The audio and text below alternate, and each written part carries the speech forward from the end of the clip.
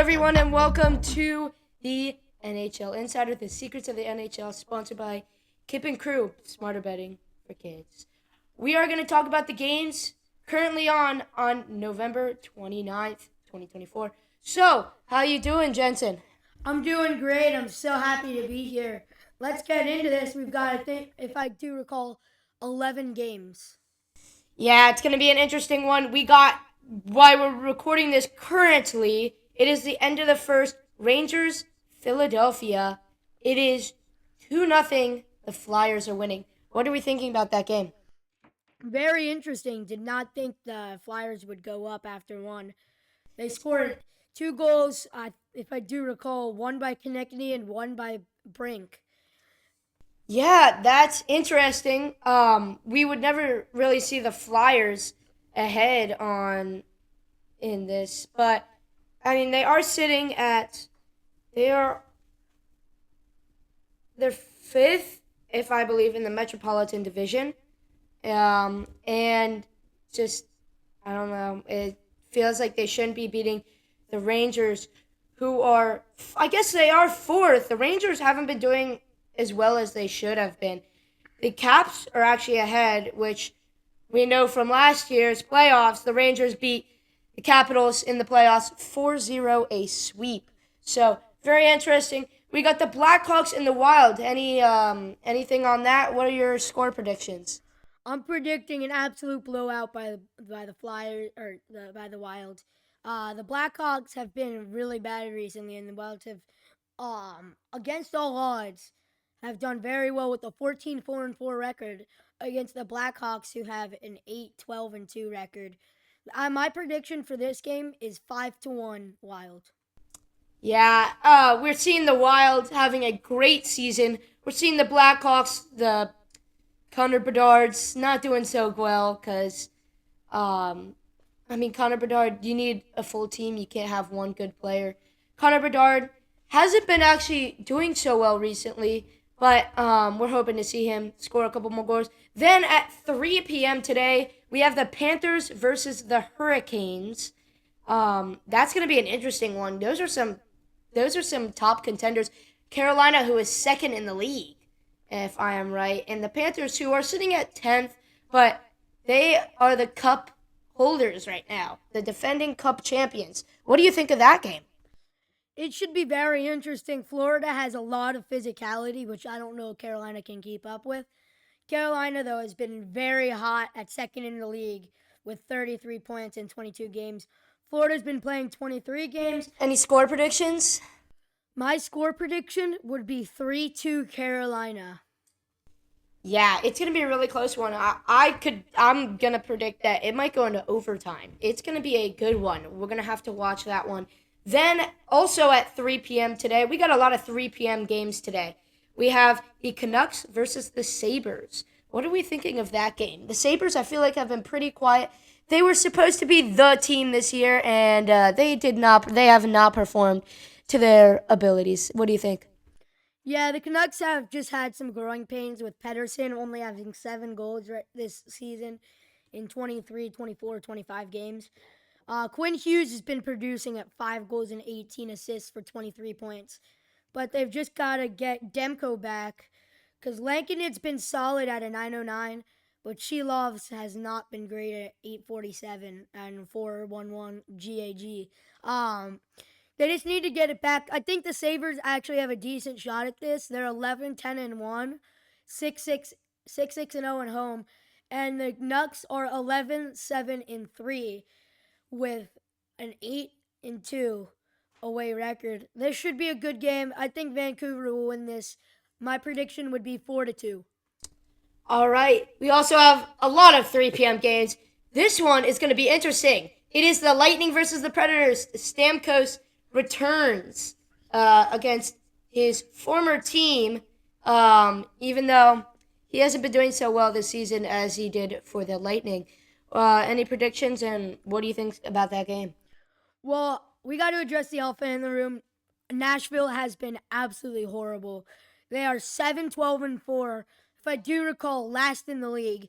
It's hard to watch because they could be a good team if they worked hard enough, but they made some poorly thought trades, which obviously have not played for them in the way they wanted them to play out. Yeah, they've just had a lot of guys on these free agent contracts. And it turns out you can't just sign a lot of 36-year-old studs. That's not going to work out well for them, and it just hasn't. Marchessault's fatherhood has caught up to him. Stamkos' fatherhood has caught up to him. They've got a lot of guys out, a lot of good players. They've got Lazon, they've got Tommy Novak, and they've got Colton Sissons out. However, the Lightning do also have a lot of people out with Braden Point, Eric Trunet, Michael Asamont, Nick Paul, and Mitchell Chaffee out. Yeah, it's interesting to watch. That's going to be an interesting game because the Lightning obviously plays way better than the Predators are, but both teams have had a little bit of a struggle season, I feel like. Now we move on, another 3 p.m. game out of many. We have the Islanders versus the Capitals. Islanders actually sitting low in the league right now after they've had okay seasons on the brink of making the playoffs. And the Capitals, who have had a surprising season after they thought, they're gonna be horrible this season. Last season, a lot of the Caps fans, especially where I live, because they're all Capitals fans, thought, oh well, this is the last year they're gonna make the playoffs. They're gonna have to do a reset, and they have had a great season. What are you thinking about that game? Well, I think the Caps, the reason for them stepping it up is because of all their amazing signings. They've got Taylor Radish, Brandon Duhaime, who's very physical. They've gotten a lot of producing from Dylan Strome. They've gotten some good goals and assists from Pierre-Luc Dubois. It's just looked really great. Ovi's back on his game. The goalies have been decent, with Thompson having a 917 and Lindgren having a 900 save percentage. They do have some guys out, however, with Duhaime, Eller, Chikrin, Milano, and Ovechkin out. Same with the Islanders with Duclair, Romanov, Riley, Barzell, and Pellick out. Yeah. I feel like the Islanders are always having some people that are injured. It's just tough to watch. What are your score predictions for that game? This is a very interesting game with the Islanders with all these older players. My prediction for this is Washington wins 4-3. Interesting. In overtime, just Regulation. I'm gonna say 3-1. The Caps are gonna win. Interesting because I think they'll score an empty netter. It's gonna be a really close game. I just have a feeling it'll be a close game. Another 3 p.m. game, the New Jersey Devils versus the Red Wings. This is an interesting game because the Red Wings, who were pretty good last season, not doing so well this season, and the Devils, who were doing okay last season, doing very good this season. Yeah, well, I think the Devils, in my opinion, are slightly overrated. They've played 3 more games than a lot of teams. Like, for example, the Red Wings are 10-2 with 22 games. This Devils team is 15-8-2, playing 25 games. They've played 3 more games. And yes, they have been solid, but some other teams have really stepped it up compared to that. What are your score predictions for this game? Yeah, this is a very interesting game. I think that the Devils will definitely edge them out due to Heishier, Bratt, and Hughes getting on the board. Both Hughes, actually. But my prediction for this is 3-2 in favor of the Devils. Overtime? Not overtime. All right.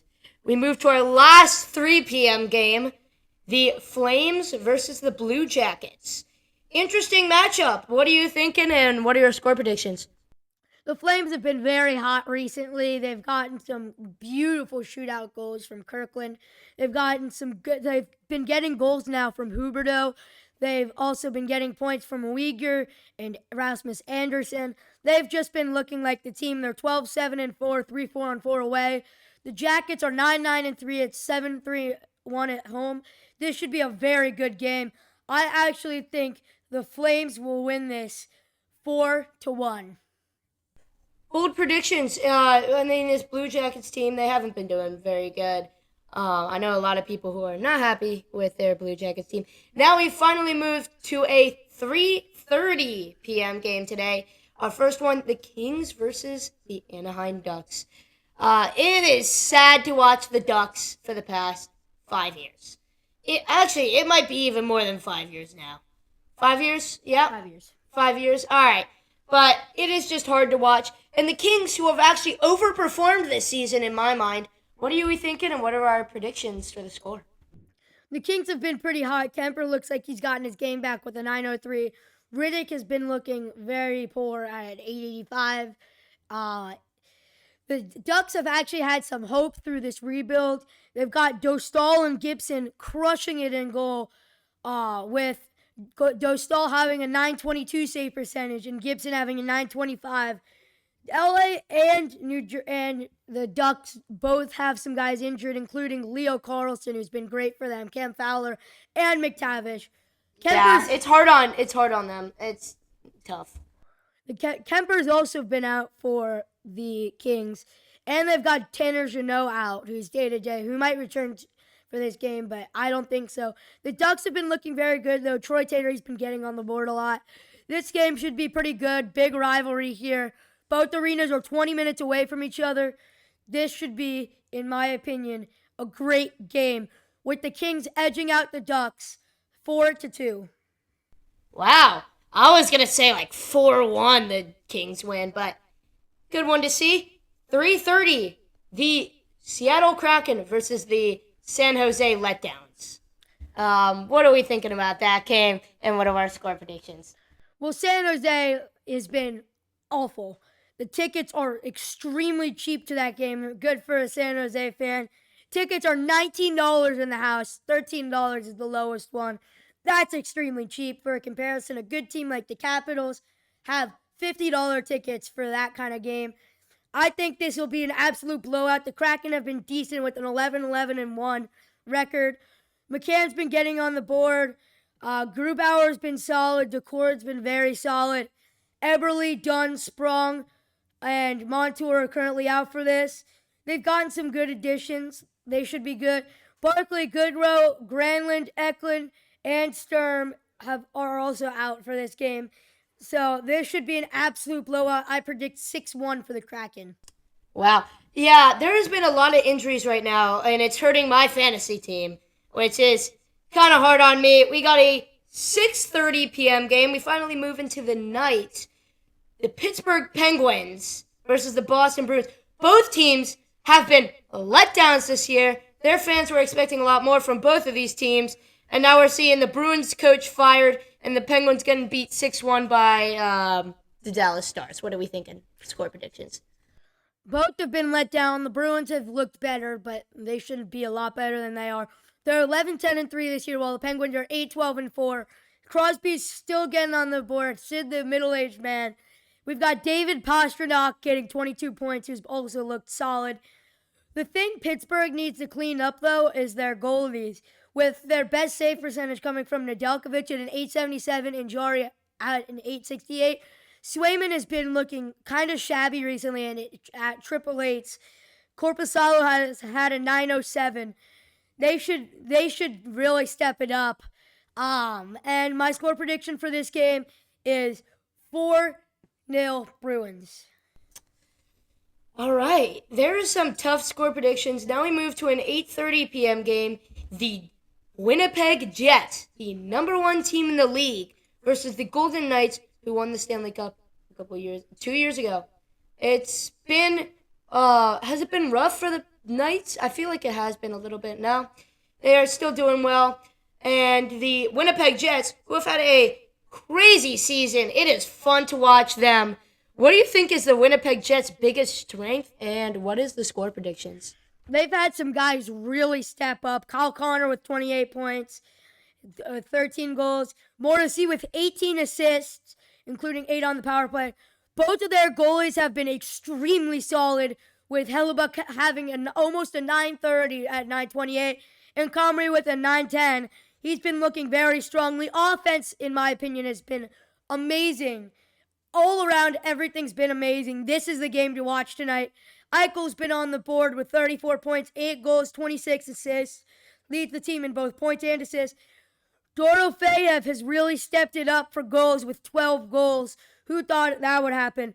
In my opinion, this is the game to watch.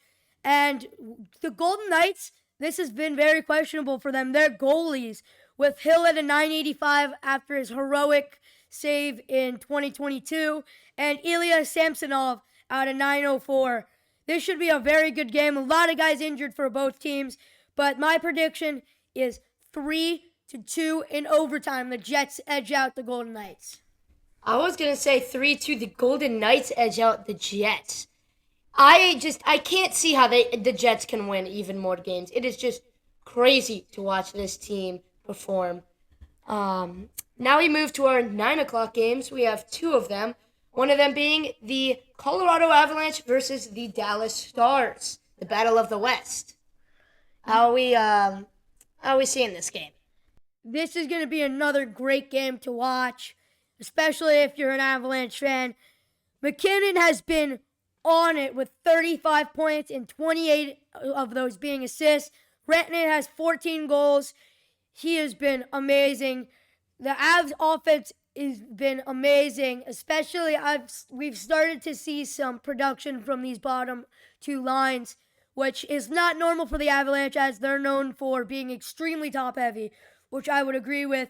Druin, Wood, Colton, and Georgiev are all out for this game. Hintz, Stankoven, Marchment, and Sagan are all out for this game also.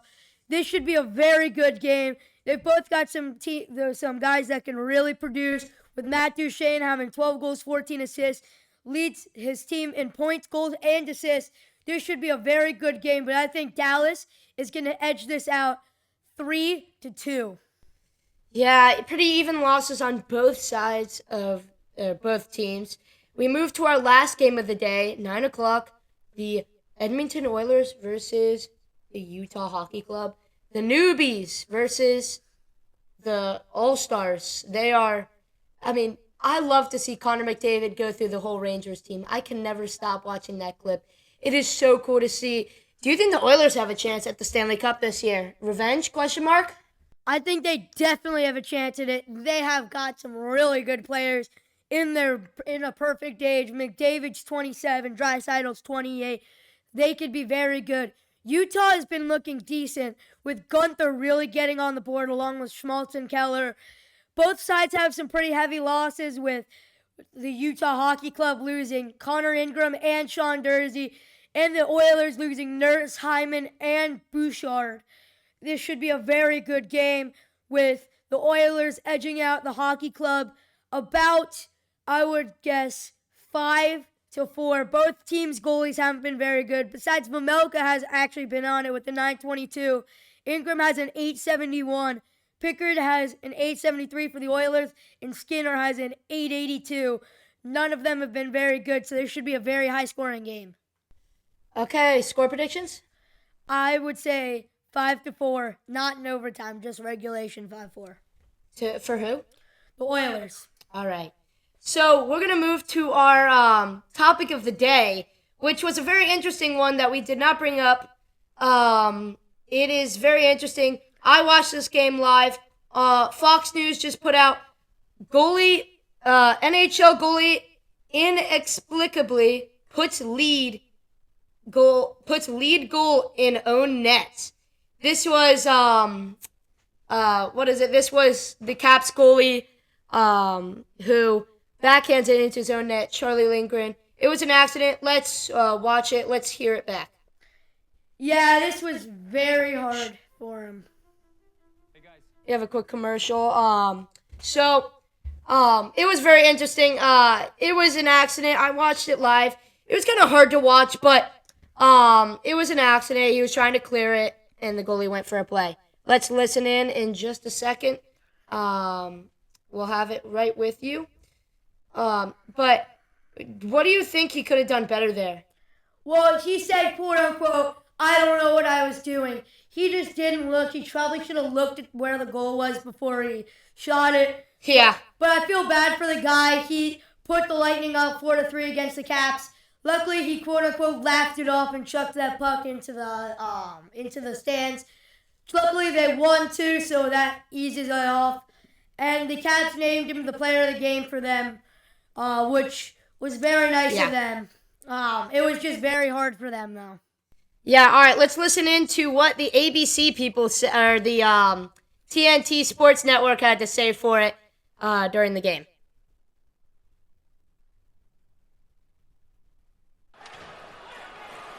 Lindgren.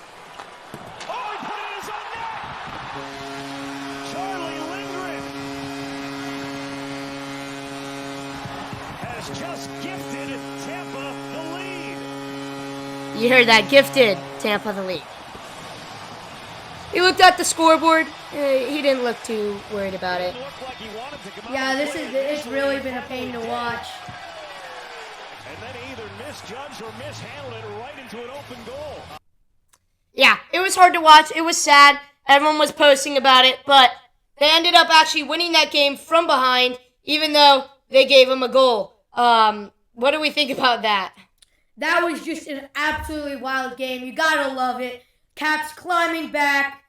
It was just a beautiful game with Wilson scoring on the double minor. What is going to be your game of the day to watch? Game of the day, as I said earlier, has got to be the Jets Golden Knights game. That's going to be absolutely pumping. If you can't watch that game for broadcasting reasons or any other reason you have, I would either go Penguins Bruins or Avs Stars. All right, thank you so much, Jensen. That is going to wrap it up for the NHL Insider, the secrets of the NHL, sponsored by Kip and Crew, smarter betting for kids. We'll see you tomorrow for more games. Goodbye.